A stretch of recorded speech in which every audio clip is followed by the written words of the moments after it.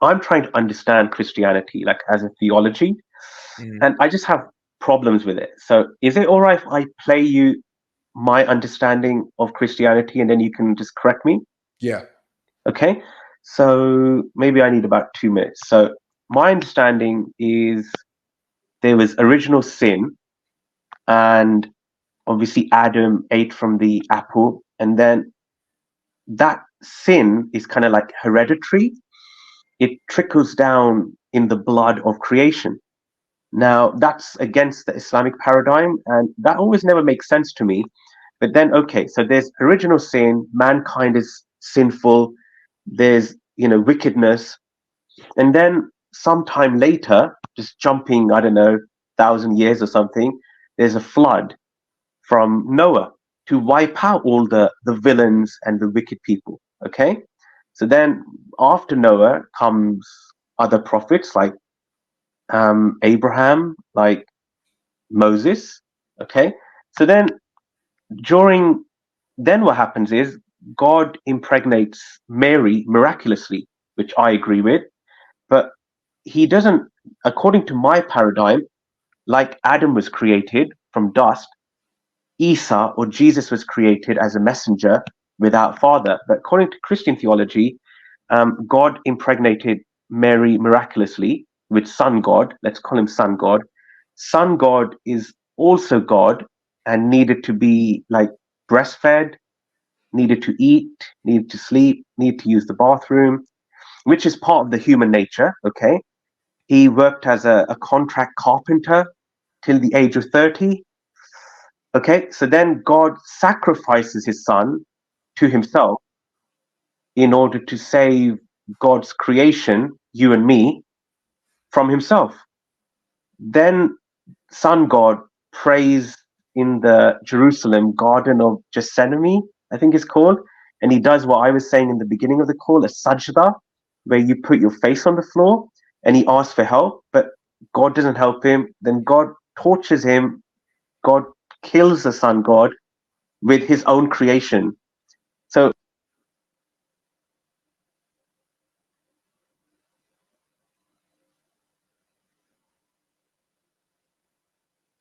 Are you there? I think I lost him. just for equality. Can I'll you hear stop me, talking now. Esma? Yeah, sorry, I'm done now. Thank you. Okay, yeah. All right. So just to start off, so original sin is not that we are being we don't carry Adam's specific guilt for what he did, Hmm. but him sinning is what caused sin to now enter the world. And now because of that, we are born with the urge to sin, the nature to sin. That's what original sin is. The concept that we are now born in this sinful world with the nature to sin now, this proclivity to sin because of what Adam did. And I know that you have like you don't necessarily have this idea of a sin nature or being Correct. born Yeah. with the proclivity to sin Hmm. because of what happened in the garden in Islam, but you do have this idea that we're here out of paradise because of Adam in Islam. Like he was in paradise, he wasn't on earth in Islam.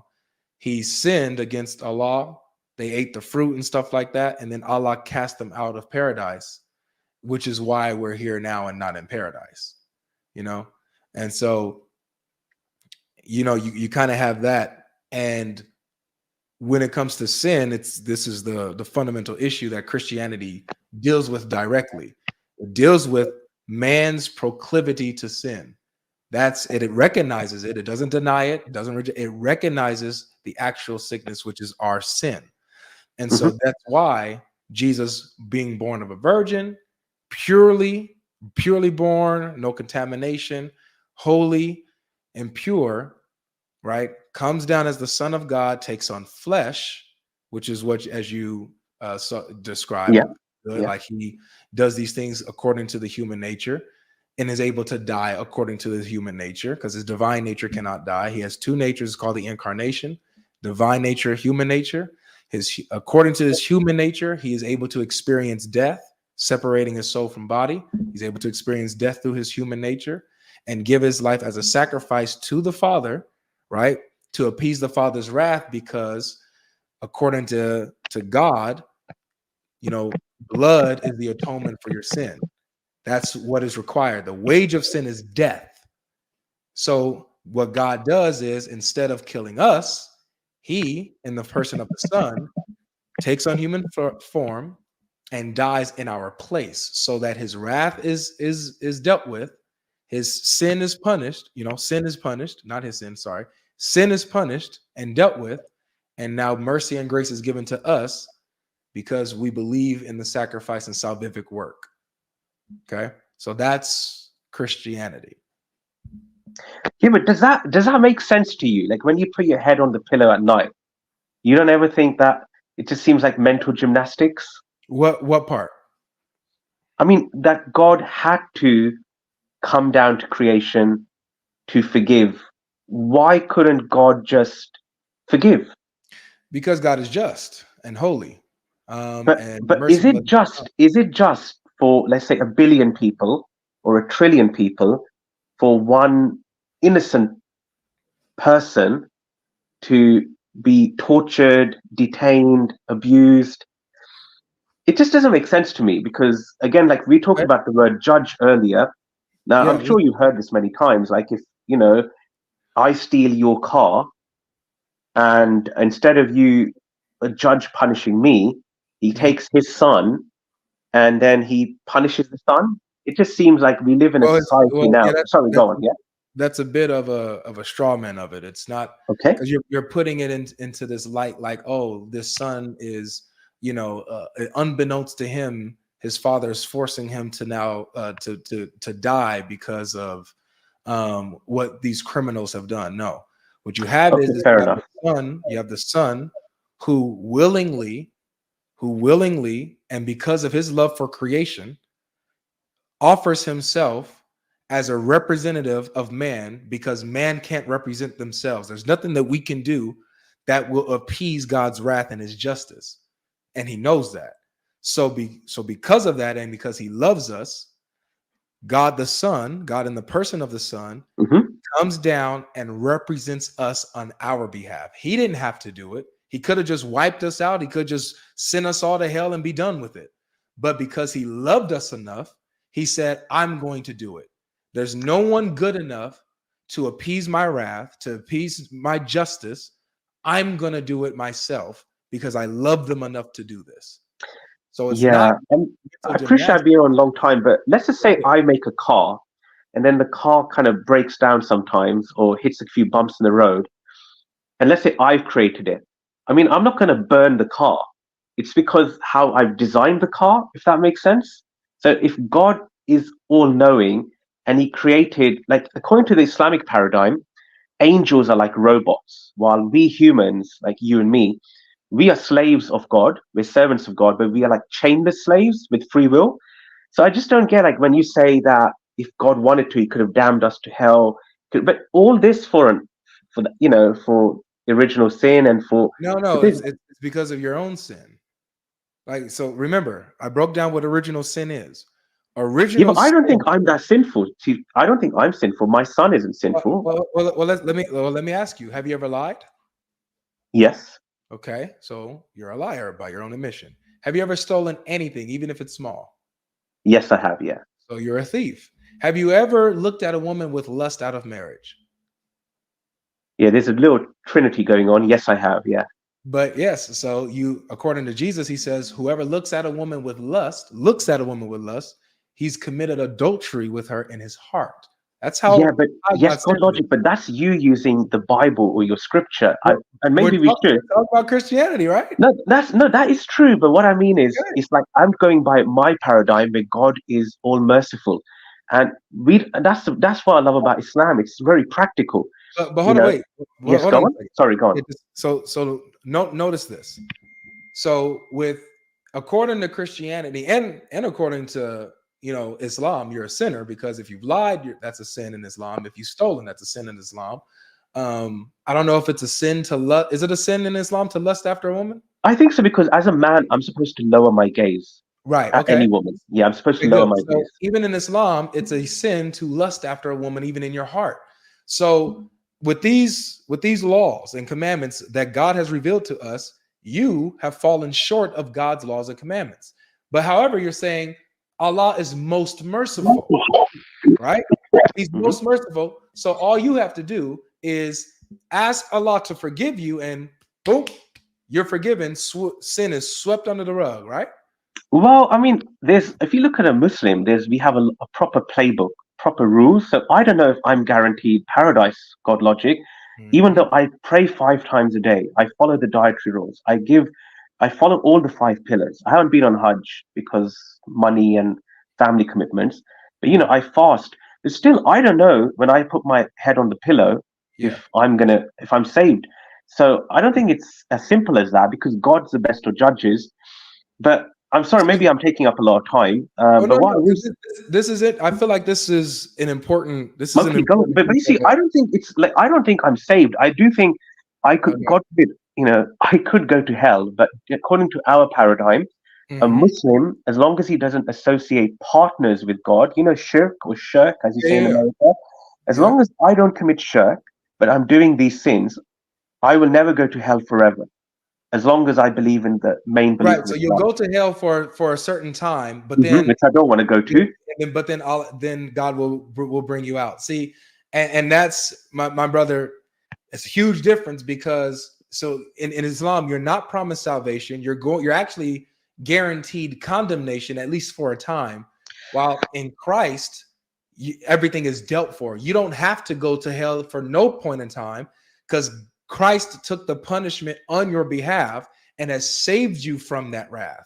You don't have to go through that But that's the thing because called logic. the That's what justice that's of what God. puts me off. That's But let what me, puts me sorry, that's what puts me off your religion because it seems like it's a religion for the mafia. Like you can have a mafia who's whacking people, who's sleeping around, making people, yeah, sleep but with the that's not Christianity, my friend. no, but what It's I not mean is it's Islamic. like no, but that what I love about Islam is if someone is hurting, if someone is doing these things, there will be accountability. I don't need to just say, like Dorothy Not said, necessarily. there's You no don't place know. like home. I don't need to just say, That's oh, that's not Jesus, sorry, go on. it, Hassan. That's not true. Allah can just let's take for example a martyr. According Hmm. to the Quran and Hadith, a martyr goes straight to paradise. There's no little waiting in the grave or anything like that. The martyr goes straight to paradise because he Yeah. died for the cause of Allah. Yeah, Now, but this yes, martyr, sorry, go on. the martyr is a sinner like all of us. They've sinned in their life. They've lied, stolen, or whatever they've done. They've fallen short like all of us. But they get to go straight to paradise with no punishment, nothing being done. So Yeah, but you know what that is? I Being a see the martyr is, here's the question. Here's the yes, question. sorry, go on. I see the mercy there, but where's the justice? Where's the justice if the sin goes unpunished? Yeah, but again, no judgment. No one really knows exactly what's going to happen in Judgment Day. I think there's a hadith. Don't quote me. I heard this in the masjid, where God will, in Judgment Day, there'll be 3 men. One was like imam. One is like someone who does a lot of charity, and so one is like an Islamic scholar. One is someone who does charity, and one is like a warrior of Islam. And then God will ask them, where you're a martyr. The martyrs will say yes. The teacher or the imam will say, yes, I taught in the name of God. One will say, I fought in the name of God. And one will say, I gave charity in the name of God. And I think this is hadith where God says, no, you're going to go to hell because your intention was wrong. You didn't do it for me. You did it for glory. And there might be people like that. But I guess with the martyr, when I read in the Quran, at the end of the day, God logic, you look like you're a dignified, honorable guy. But it's not easy being brave. If someone maybe has a knife and they're going to attack maybe your neighbor, it takes guts to fight and struggle. So that's what I think a martyr is in Islamic paradigm. I know there's a lot of, sadly, and a lot of terrorism, and that's one of the reasons I read the Quran because I wanted to know more about it. But what I mean is, a martyr is someone who gives up his life to save someone. Surely they should be rewarded. Well, actually, in Islam, a martyr is one who gives up his life in the cause of Allah. Is the one who is fighting on behalf of Islam in war and loses his life for Islam. That's what a martyr is. Yeah, but Now, I think if you're protecting your property, if you're protecting, yeah, go on, sorry.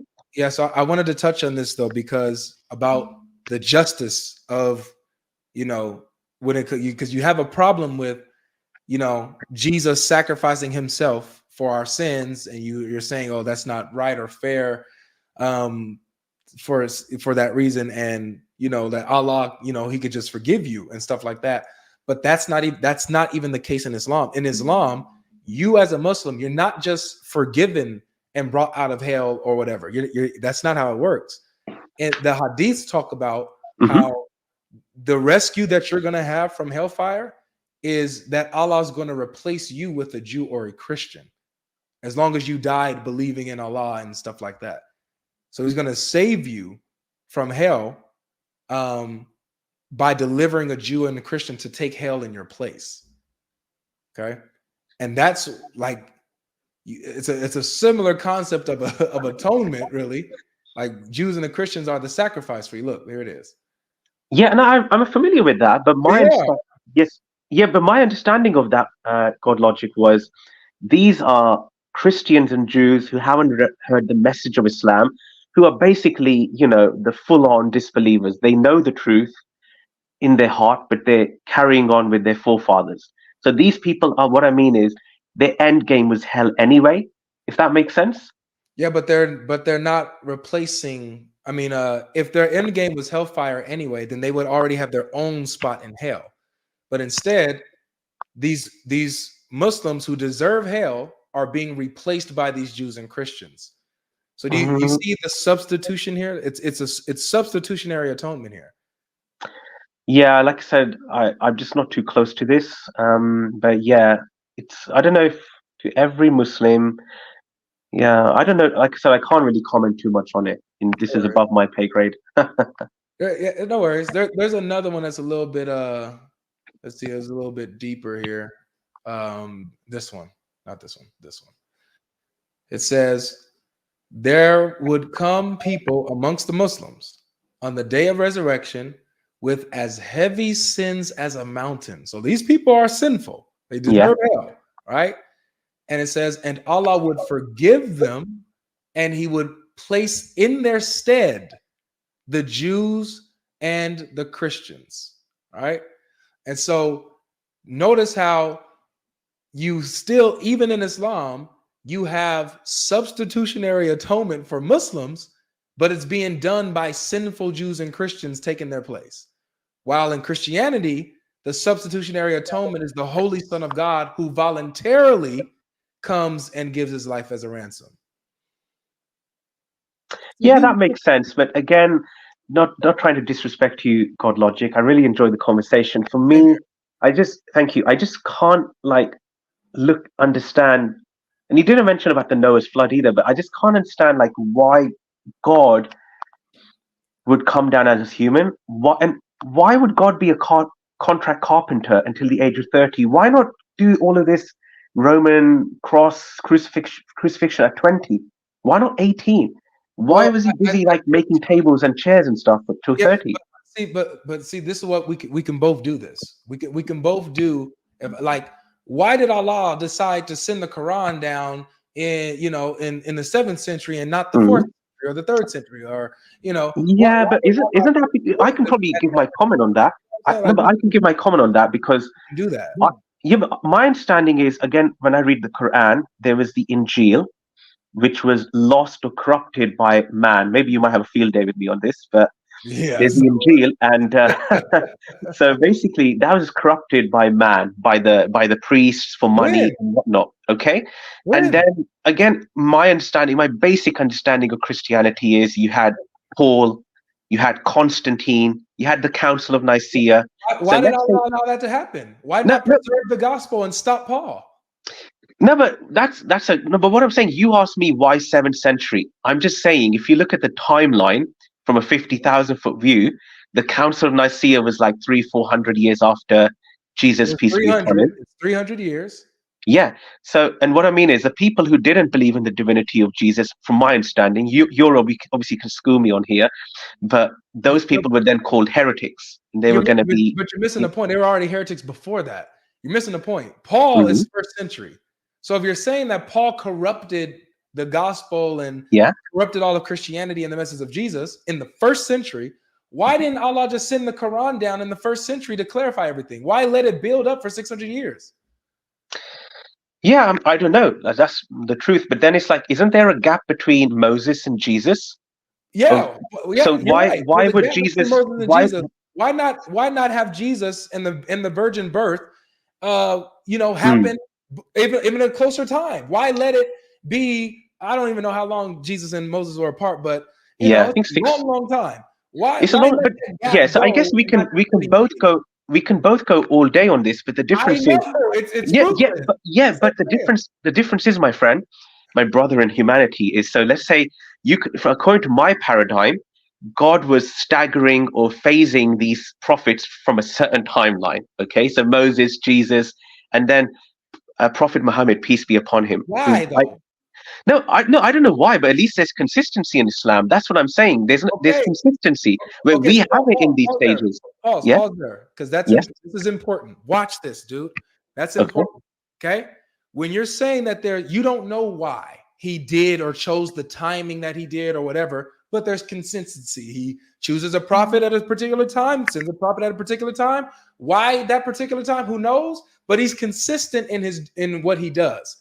Beautiful. Same thing with the Bible and Jesus Mm, coming down. Jesus coming in the time that he did. Don't know why specifically the time, but he lets us know that that's the time. The prophets lets us know when the time is going to be, and the prophets are consistent in saying that God is going to come in the person of the Son. He's going to come in human form. He's going to give his life as a ransom, die for the sins of many, and rise again. The prophets are consistent about this. yeah, but according to like our paradigm, the prophets, another synonym for a prophet would be a warner. The warner was saying, believe in one God, don't sin too much, don't sin, believe in one God. And the problem is, it's like we believe that when Moses saved the Jewish people, when he went up to get the I think commandments or something in Islam, they started worshipping the calf. This is the problem with people. But the Yeah, they prophets should have always sent the said, Quran at that time, huh? sorry, what was that? He should have sent the Quran when they start worshiping the calf, huh? No, I mean, no, but I think according to our paradigm, Godlogic, the Quran is the final revelation. So Why that doesn't. final? Why should it be the final? Why do you Listen, my make it friend. final? I'm not a scholar, but all I'm saying is, let me ask you now. You look. I like you, Godlogic. I want the best for you. I wouldn't want my worst enemy. I wouldn't want someone who insulted my mother. These people who insulted me in the chat, but that's the game. I wouldn't want any of them to enter hellfire for a second. Why would I? I'd be, psychotic. So what I'm trying to say is, do you think it's possible, God Logic? You look like a very intelligent guy. I think God has blessed you with intelligence, a high IQ. You're articulate. Do you think it's possible that the Islamic paradigm makes sense, where you got one creator who sent warners, and then those warners would give the message of one God, and prophet, I mean, Jesus was also a warner. I mean, he had miracles, but Moses split the sea. And according to our Can paradigm, I you answer may you? disagree or agree, Muhammad split the moon. Can I So answer I you? don't understand it. Why can't he be a prophet? Even in the Bible, it says the Let only me true answer you. God is the Father. Let me Sorry, answer go on. you. Let me answer you. Yeah, sure. Is it possible that the Islamic paradigm and concept of God and how he did things, is it possible that that could be true? No. And here's why. Tell me. Because the Islamic paradigm, for the same reason why you kind of accused Sikhism for being false, is not unique to itself. It pulls from us. It takes our prophets, it takes our scriptures, it takes our stories, puts an Islamic twist on it, and then says, this is the truth. But no, when we actually go to the Torah, we actually go to the writings of the prophets, we actually go to the gospel and the teachings of Jesus, we see that the Islamic paradigm couldn't possibly be true, because it's not just believe in one God and you're good to go. That's the only thing that God ever sent people to warn about. Because when Jesus came, they were monotheists. They believed in one God. Jesus didn't have to repeat this and teach them to this. Matter of fact, the book of James says this. He says, you say that there is one God. Bravo. Whoop-de-doo. You want a cookie? Because demons believe that too, and they tremble. Even demons believe that there's only one God, yet they tremble. So believing in one God is not the end-all be-all. It's important, yes. But what's important is your problem of sin that needs to be dealt with. And so what the prophets are all pointing to is how God redeems mankind. Not that God has to keep coming and saying, I'm only one God, I'm only one God, I'm only one God. No, God's message is you have a problem. You can't save yourself. I'm going to save you. That's the Christian message, the biblical message of the prophets. That's not the message in Islam. But the thing is, Godlogic, if you look at the Quran, now some Christians accuse it of copying, but then it just seems like, why is everything? I don't want to be disrespectful, but when I look at the prophets in the Bible, okay, but the prophets in the Bible, they just seem so tainted. Lot had sex with his daughters. But that's what I mean. Why doesn't the Quran copy that? Why does the Quran let me say this and applaud you. Matter of fact, every Christian, drop a 1 here if you believe every prophet in the Bible was tainted.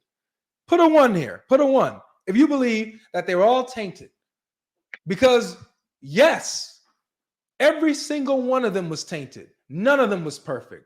There's only one of them that was untainted, completely purified, holy and acceptable. And that's Jesus. That's the Messiah. Abraham was a sinner. Moses was a sinner. All of them were sinners. So you don't have this fairy tale idea of these prophets just because God chose them to deliver a message or give a warning that they themselves are absent from sin. Even the Godlogic, that escalated quickly, isn't it? It's like you asked me, have I looked at a woman with lust? And I said yes. But there's a big difference between that. I don't have daughters, but there's a big difference between that and me having sex with my daughters. Do you see what I mean? Well, it just seems not a prophet. So, but yeah, I mean that's a sin. Lot's not a prophet in the Bible. Yeah, Lot's not a prophet in the Bible. Oh, okay, all right. But he was a good man who fell. His daughters got him drunk, and he didn't know what he was doing, and they took advantage of him. Okay, what about David? Is David a prophet? They sinned by taking advantage of him. It was disgusting. Is David a prophet? David's a prophet, and he sinned. He committed adultery. I mean, he committed adultery. I think he tried to get that guy whacked. Yeah. And then God obviously kills his baby. But again, I think maybe I hope I'm not gish galloping, but I just feel like Godlogic, don't laugh. You should read the Quran. When you say don't laugh, that makes me want to laugh even before you say something. I know. I'm telling you, that's why I've come here. I feel like all the people here, we do what I did. I read the Quran 2 years ago. So not long ago, after COVID, with a sincere heart. And what I see in the Quran is so much justice. There's a verse in the Quran, I think it's in Harvard University of Law, about, go for justice, even if it's against your parents, your kin, anyone. And, it just makes sense to me about looking after the orphan, there's so much about giving charity. And, and also Islam gives you a way of life. No, it tells you. No, you're shaking your head, but like as a Christian, do you know how much charity? You and I have a lot to talk about, man. We do. Would you come back? I'll think about it. I'll think about it. Well, I definitely. I don't mean to cut you because I do have to get to the next guest, but man, you and I have a lot to talk. You believe that Islam gives a good way of life. Feed the orphans, take care of your parents, and so on and so forth. We have a lot to talk about, man. I would love for you to come back and we can talk about the justice of Islam versus the justice of Christianity. Let's talk about it if you're open. Sure. I'll think about it. But thank you very much for your time. Sorry, I woke up my baby. Sorry, I gotta go. No well, thank you. Bye. Bye now. All right. Take care. All right. Yeah.